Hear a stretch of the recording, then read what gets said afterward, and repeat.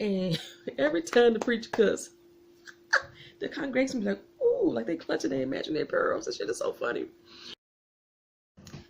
What's up, everybody? Welcome back to My Twisted Life TV. I am Poetry. You are here for a Damnation TV show recap and review. I know I'm a few weeks behind, but I was supposed to be reviewing this show, so I'm catching myself up. So if you're into the show, go ahead and watch my recaps and reviews anyway. A few weeks ago, before the show even aired, they actually sent out a gift to the fans. Let me put this dog away. His doggone fingernails clippity clopping all over the floor.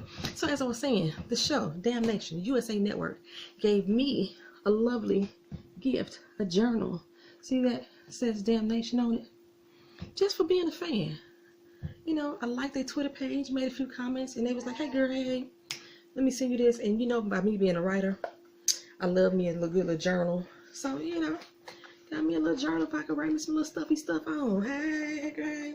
So, we're going to hop right on to this recap and review. I'm going to put episode 1 and 2 together in addition to episode 3 and 4 together. You're going to get them both tonight. So that way we can be caught up and we can roll on through this throughout the season. Like I said, this is a good show for me. It's set off in 1931. Go from Iowa to Kentucky. And I forgot what other cities we hit, but I remember Iowa, Kentucky specifically. And it's kind of like at the tail end of the Prohibition era. There's a lot of strikes going on. There's a farmer strike going on, an auto strike going on, a minor strike, labor strike. It strikes all over, up and down these here United States. So we have two main characters. Seth, who is a preacher. He's trying to lead the revolution, or he's trying to lead the farmer strike, so to speak, which he basically wants to turn into a revolution, full blast on revolution. And then we have Creeley. Creeley is what they call a strike breaker. He's the ones who come and says, we finna bust through this picket line, we're gonna cross it, and we're gonna do it by any means necessary type of person. So I'm gonna start off telling you how I feel about the show. Seth, the preacher, he talks in a lot of parables, which gets on my damn nerves. I swear for goodness, it gets on my nerves. And I'm not sure if, I don't know, it kind of reminds me of some of these Bible thumpers that I know in my everyday life. The ones that's this more holier than thou. They want to quote scripture to you every time, but they doing just as much dirt as you are. That's Seth. Okay. And other than that, I think he's on the right side of the revolution, so to speak, because he's there for the little guy. He's there for the farmers. He wants to make sure that they're not getting stiffed by the banks. Who's in charge of the banks is a dude named Crumple. And he wants to make sure that the farmers aren't being duped. Basically, the banks are forcing them to keep their prices too low, and he's price fixing. So, and they're getting undersold, so they're losing money. They can't survive off of this. Then you have Creeley, who, like I say, is a strike breaker. I don't even think he really has a side. I don't think he really cares. He's there for the money. This is a job he has to do.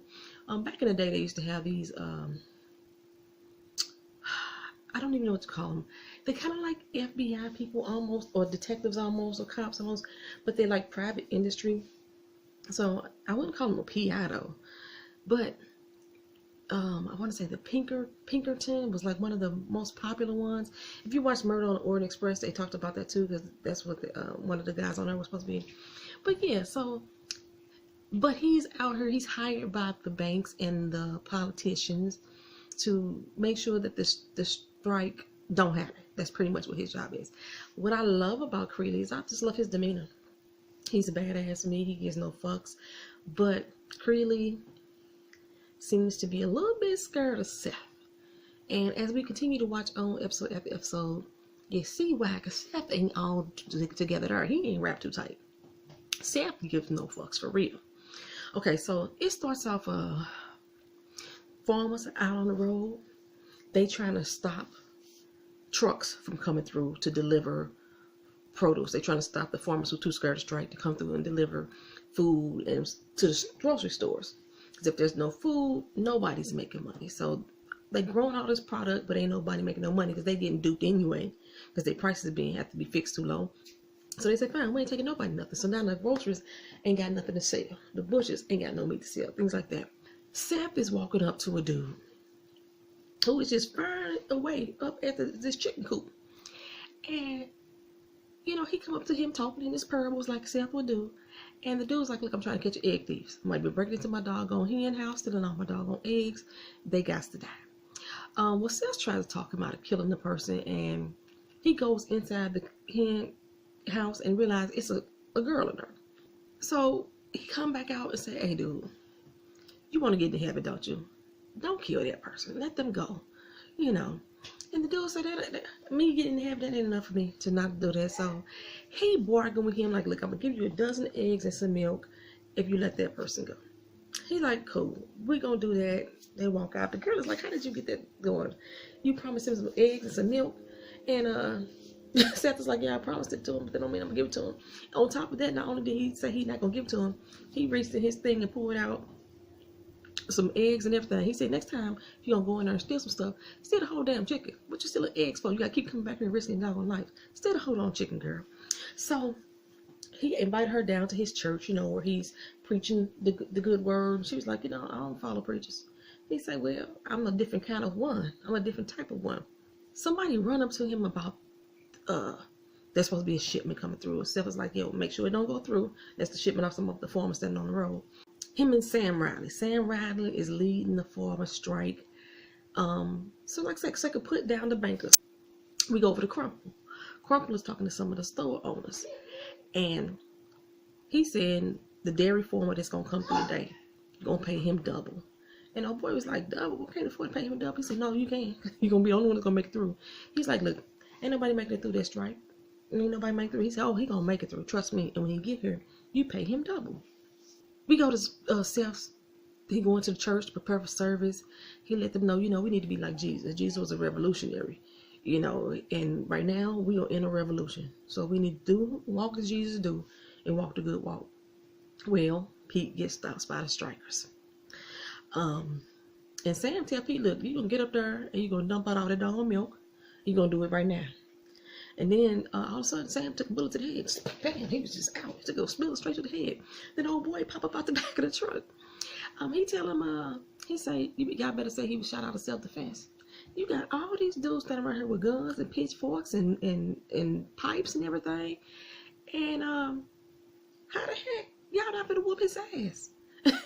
He was like, all these folks standing here with weapons. And like little Sam, little young man, little Sam Riley, he sees the gun down on the ground that his daddy had. He tries to step up to him, and old boy tell him, look, we found out old boy name is Creeley. Okay. He tell him, look, if you want to keep your life, then I suggest you back the hell up away from that doggone gun. And the strike is over. Tomorrow, everybody here gonna go back to selling their goods in town. Capiche? All right. So he tell the driver, Pete, y'all proceed to town.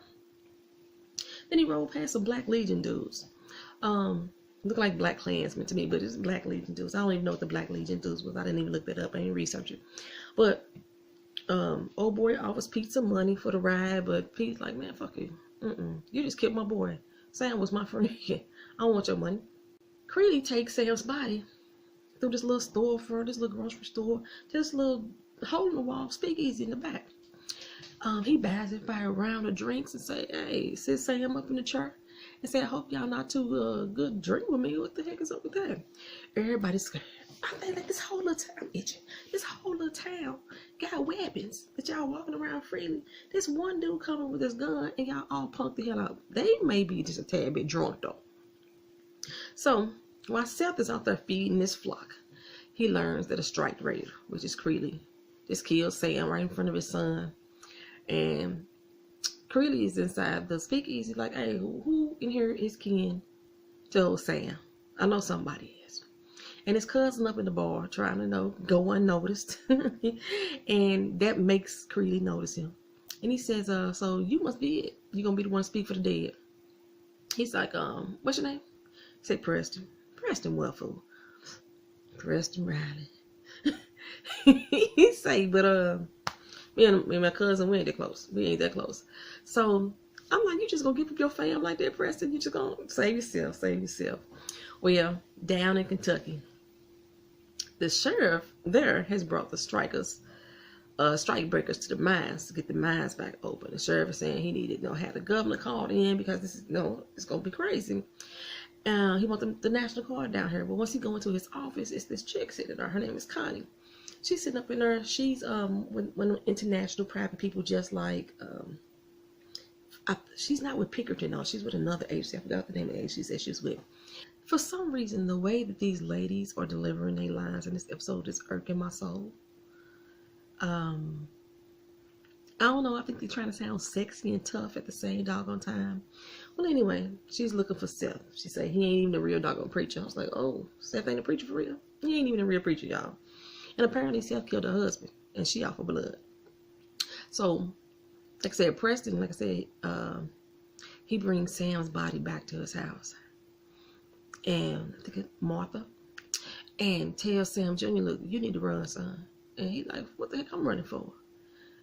He says, it's a cowboy out here that might try to get you, so you might want to run. And Seth is there, and again, Seth is speaking in parables, and it's getting on my doggone nerves. I'm like, dude, you're not even a real preacher. Stop speaking in parables.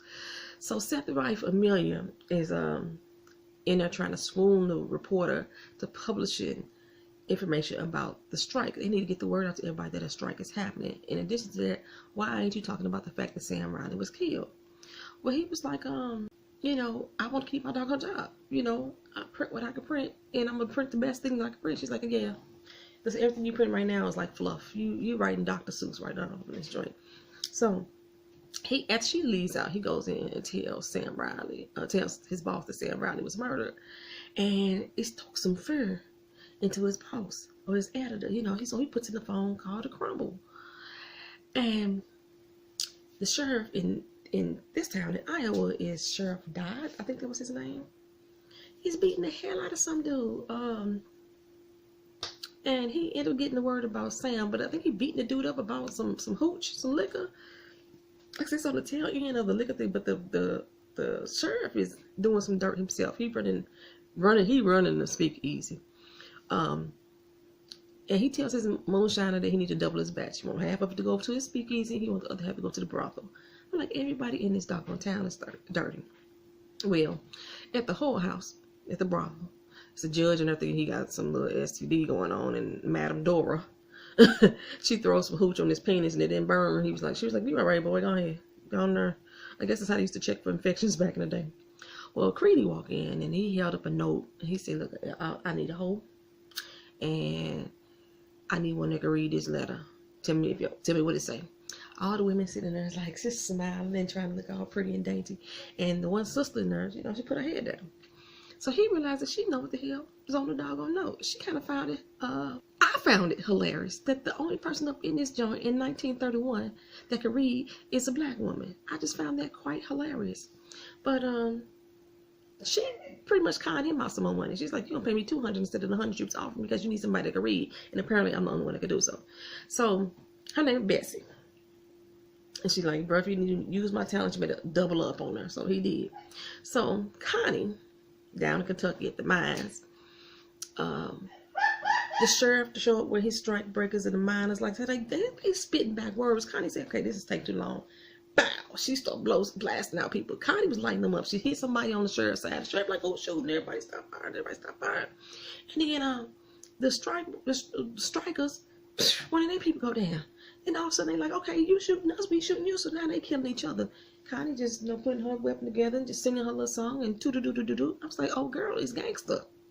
She's gangster, okay. And she wants the revolution to begin. She wants this. So she wants the infighting to begin, not the revolution. She wants the infighting to begin. Creating a riot. They too stupid to notice that the gunfire is coming from the left. No, from the right, because they got shot in his arm. They too stupid to know it's coming from the right. Ain't nobody shooting straight on head. Y'all ain't nobody gonna look over there and saying, this is where the gunfire come from. She was able to pack up her little gun and everything. So, Sheriff Dodd goes into the whole house, and he goes in to find the cowboy, because he done got the word now that it's a cowboy walking around town killing up folk. He go in there and talk to him about him killing Sam. And he said, look, dude, I told y'all it was self-defense. You can ask anybody. I doubt anybody gonna say anything differently. He said, look, you need to get the hell out of town. Then he shows him his badge. He's a damn agent just like Connie is. Okay, so he's trying to make sure that the strikes don't happen. Connie, on the other hand, wants there to be infighting. She wants there to be fighting. So it's not like she's trying to stop the strikers, but she's not trying to help them either, you know. So I'm not sure of her angle, but that's all I know for certain is she trying to find Seth. Pickertons, that's who he's with. Like I said, I forgot who she with. Then someone rolled up on Seth in the middle of the night. I want to say it was some local grocers or whatever. And they wanted him to run out of town because he's inciting a riot with the citizens. He's firing the citizens up and creating this strike. And they losing money. Well, Seth get the drop on them. And because he ain't no doggone preacher, he kills them up real quick. I hate his hair too. Every time his hair parts and he get that alfalfa look, and just, I can't stand Seth hair either. Oh my gosh. So anyway, right now I think I'm on Creeley's side. I know he's supposed to be the bad guy because he's against the good little farmers, and the farmers, you know, or the poor working folk. But I just like Creeley's arrogance more, because both of them are arrogant assholes in my opinion. But I like his arrogance a lot. Plus Creeley got Bessie on her side. I like Bessie. Bessie's like, she has a feist. She has a black girl feist that Amelia don't have. I know Connie gangster though. Connie is gangster. But Pete was out there standing on his porch, and Creeley rolled up and just takes him the hell out. Now Pete, remember, that's the farmer with the milk. He takes him the hell out, and I'm so confused right now. Like, why would he take out the farmer? So and not only did he take him out, because that's right, he set up Lil Sam Riley because he thought that Lil Sam Riley was gonna come looking for him and try to kill him. So Lil Sam draw the town members to the church. At the same time, Creeley called the sheriff office and said, hey, look, I saw Sam over at Pete's and I heard gunshots. And I'm not sure what Creeley's thing is, but he needed Bessie to cut him. He's a cutter? Is that what's going on? I'm like, this is a sick satisfaction, and Bessie got some satisfaction out of doing it too. He's like, they're doing deep. He got all kind of these little marks all up and down the side. So the town people fit filing at the church, and Preston, the reporter, he come on in. Preston come in, the reporter come in. The sheriff roll up in on Pete's place and see the evidence Creeley planning for young Sam. He had like a toothpick. He's known in town for having that toothpick in his mouth. So he found a bullet and he found a toothpick. And he just said it was Sam, right? So while the preacher's in there giving his revolutionary speech, the sheriff come in the church, arrest Sam for Pete's murder. Seth busted in the Creeley's room immediately after that. This sermon that he was giving. I'm gonna have to break these up because this is gonna be a long video. This sermon that he is giving is he's telling them that we need to break these motherfuckers back, pretty much. And every time the preacher cuss, the congregation be like, ooh, like they clutching their imaginary pearls. That shit is so funny. So Seth decides to go bust into the brothel, into his room, while he banging out Bessie. He actually banging her out this time because they was faking it the first time when the sheriff came up. And he tells Seth, look, get your ass out of town. Creeley say, or do what? What you gonna do? He rolled up on him, put his face to face, and he said, I'm gonna kill your ass and drag you to hell with me. I was like, whoa, damn it, man, what's going on? Bessie like, who the hell is he? He's like, my little brother. What's your little brother? I swear when they said this, I had forgot. In the trailer, they said these two were brothers. And when I started watching the episode, I got so caught up in the show, I forgot that they were brothers anyway. So, Creeley got a little shook by Seth though. Like I said, watching all 4 of these episodes, you can understand why Creeley get a little shook by Seth, because Seth ain't wrapped too tight, y'all. He ain't wrapped too tight. Had Creeley up all night, sitting there with a pistol in his hand, looking at the door. Well, Seth come in the house and said, hey, the revolution has begun. He done strung up Sam Riley's body in front of the bank with a sign that says, which side are you on, y'all? All right, y'all, that is episode 1's recap. I try to throw in there some little tips and some pointers. I got to review at the beginning of that. And I'm going to move right on to episode 2. Depending on how long that one is, I might link these together. All right, y'all.